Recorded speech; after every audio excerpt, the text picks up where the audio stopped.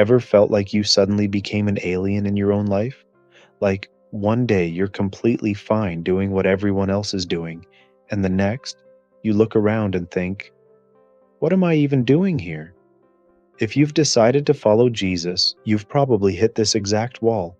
Your friends look at you like you've grown a second head because you don't want to go to the same places or laugh at the same jokes anymore. They might even get defensive or start throwing shade. Turns out, this isn't a new problem. Nearly 2,000 years ago, the Apostle Peter wrote a letter to a group of Christians going through the exact same social awkwardness. Today, we're diving into 1 Peter 4 1 to 11, and it's basically a survival guide for living differently in a culture that wants you to blend in. Peter starts off in verse 1 with a pretty intense military metaphor. He says, therefore, since Christ suffered in his body, arm yourselves also with the same attitude, because whoever suffers in the body is done with sin. Notice that word, arm yourselves. Peter is telling us that living for God is a battle, and your primary weapon isn't a sword, it's your mindset, specifically the mindset that expects a bit of suffering. When Peter says, whoever suffers in the body is done with sin, he doesn't mean you become instantly perfect. He means that when you make the conscious choice to say no to your physical cravings, comfort, or bad habits for the sake of following Christ, you are breaking the power that sin has over you. You're trading temporary earthly desires for the eternal will of God. It hurts in the moment, like a tough workout, but it's the only way to true freedom. In verses 3 and 4, Peter gets incredibly real about what the old life looks like. He lists things like wild living, drunkenness, and detestable idolatry. And then he says something highly relatable. They are surprised that you do not join them in their reckless, wild living, and they heap abuse on you. When you leave a toxic lifestyle, the people still in it often take your departure as a personal insult. Your new life shines a light on their choices, and nobody likes that. So, they mock you. But look at verse 5. Peter gives us a massive reality check. But they will have to give account to him who is ready to judge the living and the dead. You don't need to win the argument or fight back. God is the final judge, not them. Your job is to live for the audience of one. Then, Peter shifts gears in verse 7. He drops a line that should make us sit up a little straighter.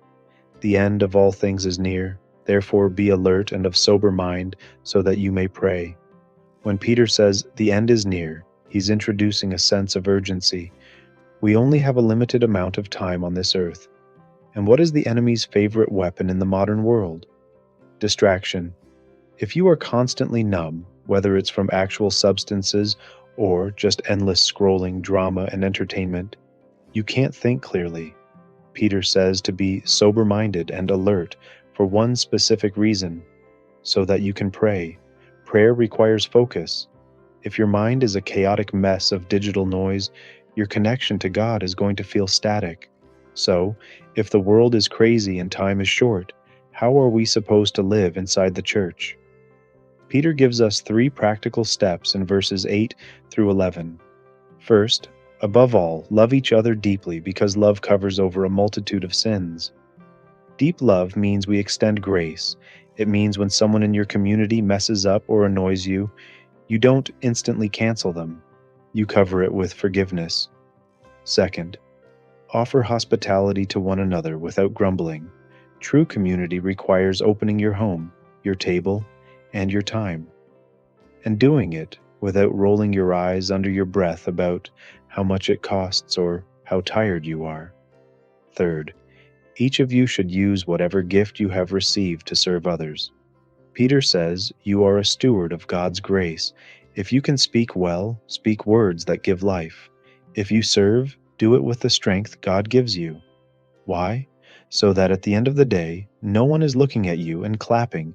They are looking past you to God and praising Him. Living like Jesus in a world that doesn't get it is hard. It involves suffering, it involves awkward conversations, and it means walking away from things that feel good in the moment. But Peter reminds us that the payoff is beautiful: a life packed with purpose, deep relationships, clear communication with God, and a legacy that echoes into eternity. So, Next time you feel like the odd one out at the party, remember, you're just wearing the right armor. Thanks for watching.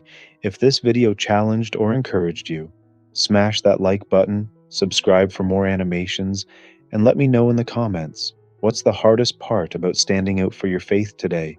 See you in the next video. Stay alert and keep serving.